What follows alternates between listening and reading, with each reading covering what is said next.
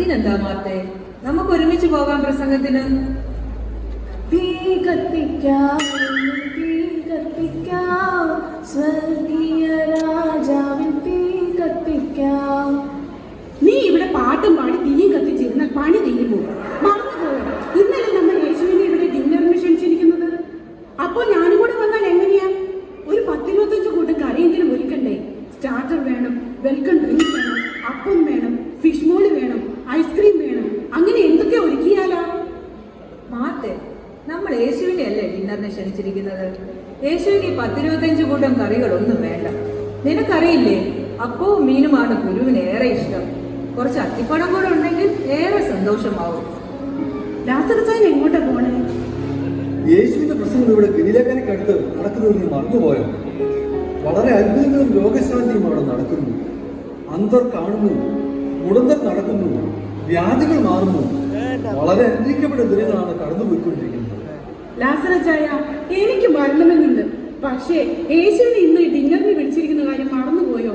ഇവിടുത്തെ പാചകങ്ങളൊന്നും തീർന്നിട്ടില്ല. എന്നാൽ മതിയേ, നീ വാ, നമുക്ക് പ്രസംഗം കേൾക്കാൻ പോകാം. നിൽക്ക് നിൽക്ക്, പോകാൻ വരട്ടെ.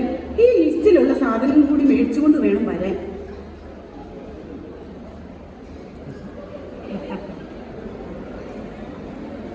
എന്താ മാർത്തേത്, ഒരു സൂപ്പർ മാർക്കറ്റ് മുഴുവനും ഉണ്ടല്ലോ. അതേ അച്ചായ, ഇവിടെ ചിക്കൻ ഇല്ല, മല്ലിയിലയില്ല, ജ്യൂസ് ഇല്ല, അത്തിപ്പഴമില്ല. അത്യാവശ്യ സാധനങ്ങൾ മാത്രമേ ഞാൻ എഴുതിയിട്ടുള്ളൂ. ശരി ശരി, വിവരിക്കേണ്ട. പ്രസംഗം കഴിഞ്ഞ് വരുമ്പോൾ ഞാൻ കൊണ്ടുവന്നോളാം. എന്നാ നമുക്ക് പോകാം ലാസറച്ചായ. മാത്തേ, നിനക്ക് പറ്റുമെങ്കിൽ നീയും കൂടെ ഞങ്ങളുടെ കൂടെ വാ. എന്നെ കൊണ്ടൊന്നും പറയിപ്പിക്കരുത്. എല്ലാവരും കൊടുത്തതിന് ഭംഗിയായി യേശുവിന് നമുക്ക് ഡിന്നർ കൊടുക്കണം. ഒട്ടും കുറയ്ക്കാൻ പാടില്ല. ഇവിടുത്തെ പണിയൊക്കെ ആര് ചെയ്യും? അതുകൊണ്ട് നിങ്ങൾ പോയിട്ട് വാ. മാത്തേ, യേശു ഗിരിപ്രഭാഷണത്തിൽ നമ്മെ എന്താ പഠിപ്പിച്ചതെന്ന് നീ ഓർക്കുന്നില്ലേ? മുൻപേ അവന്റെ രാജ്യവും നീതിയും അന്വേഷിപ്പിൻ എന്നാണല്ലോ. അതൊക്കെ ശരി തന്നെ. ഒന്ന് ചീഞ്ഞാലല്ലേ മറ്റൊന്നിന് വളമാകൂ. ഇവിടുത്തെ പണി ഞാൻ തന്നെ ചെയ്യണം. എനിക്ക് എന്നും അടുക്കള തന്നെ ശരണം. എന്നാ ശരി, ഞങ്ങൾ പോട്ടെ. പോകുന്നതൊക്കെ കൊള്ളാം. ആരെങ്കിലും ഞാൻ എന്തെന്ന് ചോദിച്ചാൽ കൂടുതൽ വിസ്തരിക്കാനൊന്നും നിൽക്കണ്ട. സൂമിലൂടെയോ യൂട്യൂബിലൂടെയോ പ്രസംഗം കാണുന്നുണ്ടെന്ന് പറഞ്ഞാൽ മതി.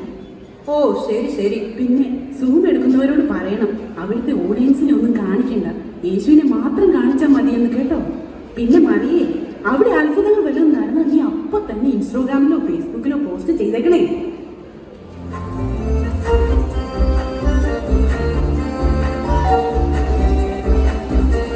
ആരാണാവോ വന്നത്? ആ ശലോമി, നീ ആയിരുന്നോ? നീ എന്തായി വടിയൊക്കെ പിടിച്ച്? നല്ല ഭംഗിയുള്ള വടിയാണല്ലോ. ഇപ്പൊ വടിയില്ലാതെ നിനക്ക് നടക്കാൻ വയ്യ എന്നായോ? എടി, ഇത് നടക്കാൻ പാടില്ലാഞ്ഞിട്ടൊന്നുമല്ല. ഇതേ മോശ ഉപയോഗിച്ച അംശവടിയാണ്. ഞാനിത് നമ്മുടെ തോമസം പ്ലാവെങ്കിലില്ലേ, പുള്ളിയുടെ കയ്യിൽ നിന്ന് വില കൊടുത്ത് വാങ്ങിയതാ. 100-200 കൊടുത്തത്, 25 ലക്ഷം കൊടുത്തത്. ആണോ? പിന്നെ എന്തൊക്കെയുണ്ട് വിശേഷങ്ങൾ? ആ മാത്തേ, സുഖമായിട്ടിരിക്കുന്നു. നീ എന്ത് ചെയ്യുകയായിരുന്നു? ഞാൻ പ്രാർത്ഥിച്ചുകൊണ്ടിരിക്കുകയായിരുന്നെങ്കിൽ. എന്നാൽ നീ പ്രാർത്ഥിച്ചോ, ഞാൻ പിന്നെ വരാം. പോകാൻ വരട്ടെ, പ്രാർത്ഥന പിന്നെയും ആകാമല്ലോ. നീ ഇരിക്കേ, ഒത്തിരി നാളായില്ലേ നിന്നെ കണ്ടിട്ട്. ഓ, ഭയങ്കര തിരക്കാർന്ന നീ. അത് പോട്ടെ, നീ ഇന്ന് യേശുവിന്റെ പ്രസംഗം കേൾക്കാൻ പോയിട്ടേ? ആ, നീ അറിഞ്ഞില്ലേ, ഞങ്ങളാണ് ഇന്ന് യേശുവിന് ഡിന്നർ കൊടുക്കുന്നത്. ഒരു 5 സ്റ്റാർ ഡിന്നറാണ് ഞങ്ങൾ പ്ലാൻ ചെയ്തിരിക്കുന്നത്. ശലോമി, നീ എന്താ പ്രസംഗത്തിന് പോകാതിരുന്നത്? അതിന് ഈ പ്രസംഗം 1-2 ദിവസമാണോ ഉള്ളത്? 15 ദിവസമല്ലേ? പറയുന്നവർക്ക് അങ്ങനെ പറഞ്ഞാൽ പോരെ? പിള്ളേർക്കാണെങ്കിൽ ക്ലാസ്സും ട്യൂഷനും ഒക്കെ ഉണ്ട്. ഞാൻ വല്ല സൂമിലോ യൂട്യൂബിലോ ഒക്കെ കണ്ടോളാം. നീ തന്നെ പറ, എക്സാം ആണോ പ്രസംഗമാണോ വലുത്? അത് പിന്നെ എക്സാം തന്നെയല്ലേ. ഇടി മാർത്തെ, നീ ഇന്ന് ഫേസ്ബുക്ക് ചെക്ക് ചെയ്തിരുന്നോ? ഇല്ലടി, ഞാൻ ഒരു അരമണിക്കൂർ മുൻപേ നോക്കിയുള്ളൂ. എന്താ ശലോമി? അതെ, നമ്മുടെ പാക്കേജിലെ സാറയില്ലേ, അവൾ പള്ളിയുടെ പിക്നിക്കിന് ഗ്രീൻ ഐലൻഡിൽ പോയ ഫോട്ടോയും വീഡിയോയും ഒക്കെ പോസ്റ്റ് ചെയ്തിരുന്നു. അവളുടെ ഒരു പത്രാസ് ഞാൻ കൈക്കൊടിച്ചിട്ടൊന്നുമില്ല. നീ കൈക്കൊടിക്കുന്ന കേട്ടോ. ഞാനൊന്ന് നോക്കട്ടെ എന്തായാലും. മാർത്തേ, എന്നാൽ ഞാൻ അറിഞ്ഞട്ടെ. ഭയങ്കര തിരക്കാടി. പിള്ളേർക്ക് ഓൺലൈനിൽ നീന്തൽ ക്ലാസ്സും ഓട്ട മത്സരം ഒക്കെ ഉണ്ട്. കൂടാതെ എനിക്ക് ഡാൻസും. എടി, ആ വടി ഇങ്ങനെ എടുത്തേ, ഞാൻ പോകട്ടെ. എന്നാ ശരിയടി.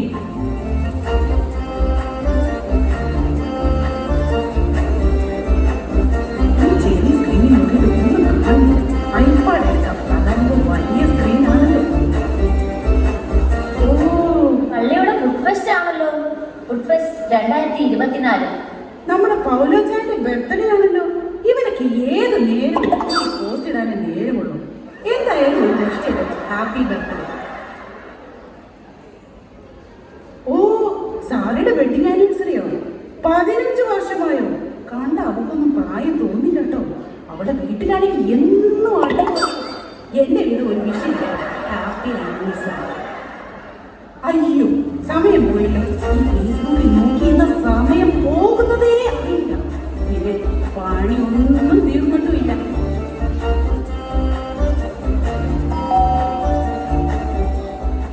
ആരൊക്കെയാ ഇത്? ആ, സൂസനെ റബേക്കയോ? വാ, ഇരിക്കേ. മാർത്തേ, നിന്നെ മാത്രം യേശുവിന്റെ പ്രസംഗത്തിന് കണ്ടില്ല. ലാസറും മറിയയും ഏറ്റവും മുൻപിൽ ഇരിപ്പുണ്ടായിരുന്നല്ലോ. യേശുവിനെ ഇന്ന് ഇവിടെ ഡിന്നറിന് വിളിച്ചിട്ടുണ്ട്. ഇവിടുത്തെ കാര്യങ്ങളൊക്കെ നോക്കുന്നത് കൊണ്ട് ഞാൻ പോയില്ല എന്നേ ഉള്ളൂ. എങ്ങനെ ഉണ്ടായിരുന്നു പ്രസംഗം? വളരെ അനുഗ്രഹീതമായ പ്രസംഗമായിരുന്നു. ഓ, എനിക്കത്ര അനുഗ്രഹമൊന്നും തോന്നിയില്ല. 2 ദിവസം ഇതെന്നല്ലേ കേൾക്കുന്നത്. ഇന്നലെയും ഇന്നലെയും ഒക്കെ പറഞ്ഞത് ഒന്നും പറഞ്ഞത് ഞാൻ ഇടയ്ക്ക്. അല്ലെങ്കിലും നീ പ്രസംഗം കേൾക്കാനല്ലല്ലോ വരുന്നത്. നെയ്യപ്പവും പഴവും പാചകവും വാങ്ങിക്കാനല്ലേ വരുന്നത്. ഓ, അയ്യോ മാർത്തെ, നിന്നെ കണ്ട് അപ്പടി വല്ലാണ്ടിരിക്കുന്നല്ലോ. നീ ഇപ്പം സ്കിൻ കെയർ ഒന്നും ചെയ്യുന്നില്ല? Beauty parlour പോകാറില്ലേ? ഓ, എന്നാ പറയാനാ. ഈ വീട്ടിലെ പണിയെല്ലാം കഴിഞ്ഞ് എവിടെയാ സമയം ബ്യൂട്ടി പാർലറിൽ പോകാൻ? അല്ലെ നമ്മുടെ സൗന്ദര്യമൊക്കെ ആര് കാണാനാ? നിങ്ങൾ കാപ്പി. വേണ്ട മാർത്തേ, നിനക്ക് ഒത്തിരി പണികളുള്ളതല്ലേ. ഞങ്ങൾ ഇറങ്ങട്ടെ. ഓ, സാരമില്ല. നിങ്ങൾ വല്ലപ്പോഴും അല്ലേ വരുന്നത്. ഇരിക്കേ. നിനക്ക് തിരക്കാണ്, നീ അങ്ങ് പോയിക്കോ. മാർത്തെ, നീ നമ്മുടെ പള്ളിയിൽ ഏതെങ്കിലും കാര്യം അറിയുന്നുണ്ടോ? അവിടെ harvest festival, picnic, Christmas programme എന്തെല്ലാമാണ് നടക്കുന്നത്? ഞാനിതൊക്കെ എങ്ങനെ അറിയാനാ? മറിയ ഇവിടെ വന്ന ആത്മീയ കാര്യങ്ങൾ മാത്രമേ പറയുള്ളൂ. പിന്നെ വല്ലപ്പോഴും പള്ളി സെക്രട്ടറി അയക്കുന്ന വാട്സപ്പ് മെസ്സേജ് കണ്ടാണ് ഞാൻ കാര്യങ്ങളൊക്കെ ഒന്ന് അറിയുന്നത്. റബേക്ക, നമുക്ക് പോകാം. മാർത്തേ, നിന്റെ പണി നടക്കട്ടെ. യേശു പറഞ്ഞിട്ടില്ലേ, നമ്മൾ പറയുന്ന ഓരോ വാക്കിലും നാം വിശുദ്ധിയുള്ളവരായിരിക്കണം. ഓ, ഒരു വിശുദ്ധ വന്നേക്കുന്നു. മാർത്തെ, എന്റെ സഹായം വല്ല ആവശ്യമുണ്ടോ നിങ്ങൾക്ക്? ആ, എന്നെ കുറച്ച് വെജിറ്റബിൾ അരിഞ്ഞതാ. അയ്യോ, ഇപ്പോഴാണ് ഞാൻ ഓർത്തെ. അച്ചായൻ ഓഫീസിൽ നിന്ന് വരാറായി. ഞങ്ങൾ ഇറങ്ങിക്കോട്ടെ. പിന്നെ ഇവന്റെ വെജിറ്റബിൾ അരിഞ്ഞിട്ട് വേണം നമ്മുടെ കയ്യിൽ കറയാകാൻ. എന്നാലും നമുക്ക് കുറച്ച് സഹായിക്കാമായിരുന്നു.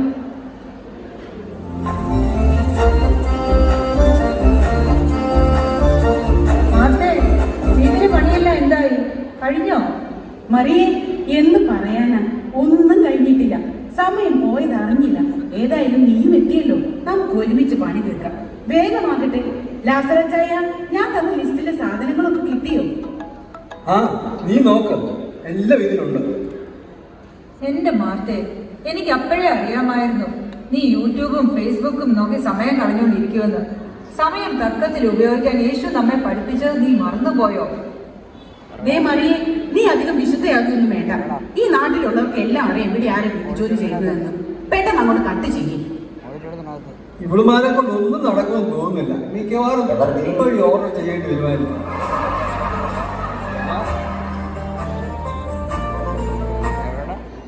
ആ, യോനച്ചായ, എന്തുണ്ട് വിശേഷം? പീറ്റർ അച്ചായൻ എന്ത് ചെയ്യും? പീറ്ററിന്റെ അമ്മായിമ്മയ്ക്ക് പനി പിടിച്ചു. അതുകൊണ്ടാണ് അമ്മച്ചിക്ക് ഡെങ്കിപ്പനിയാണോ? കഷ്ടമായി പോയി. അമ്മച്ചിക്ക് അല്ലേലും ഈ ഈടെയായി ഇച്ചിരി ദൈവവിശ്വാസം കുറവായിരുന്നു. മാസ്കും വെക്കില്ലായിരുന്നു. മാർത്തേ, നീ വലിയ സദ്യ ഒരുക്കുവാണെന്ന് കേട്ടല്ലോ.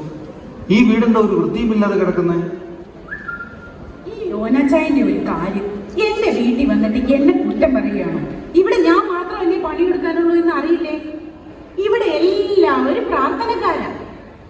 പെട്ടെന്നാകട്ടെ, യേശു വരാണ്.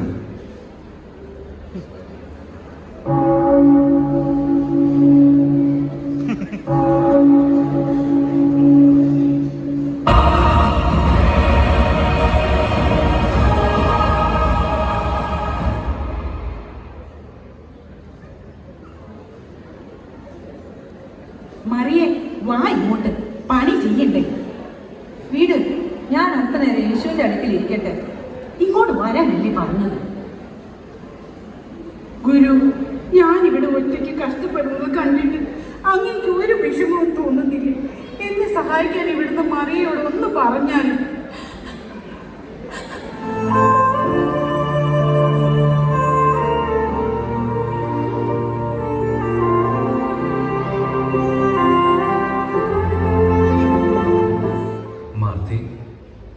മാർത്തേ, നീ പലതിനെ കുറിച്ച് വിചാരപ്പെട്ട് മനം കലങ്ങിയിരിക്കുന്നു. എന്നാൽ അല്പമേ വേണ്ടൂ. അല്ല, ഒന്നും മതി. മറിയ നല്ല അംശം തിരഞ്ഞെടുത്തിരിക്കുന്നു. അതാരും അവളിൽ നിന്ന് എടുക്കുകയുമില്ല. ഇത് ദുഷ്കാലമായാൽ ഓർത്തിടുവിൻ, സമയം തക്കത്തിൽ ഉപയോഗിക്കുവിൻ. നിങ്ങൾ ബുദ്ധിയുള്ള ആരാധനയെ നിങ്ങളുടെ ശരീരങ്ങളിൽ ജീവനും വിശുദ്ധിയും ദൈവത്തിന് പ്രസാദമുള്ള യാഗമായി സമർപ്പിപ്പിൻ. ഈ ലോകത്തിന് അനുരൂപമാകാതെ നന്മയും പ്രസാദവും പൂർണ്ണതയുമുള്ള ദൈവഹിതമിൽ നിന്ന് തിരിച്ചറിയേണ്ടതിന് മനസ്സുപുതുക്കി രൂപാന്തരപ്പെടുവിൻ.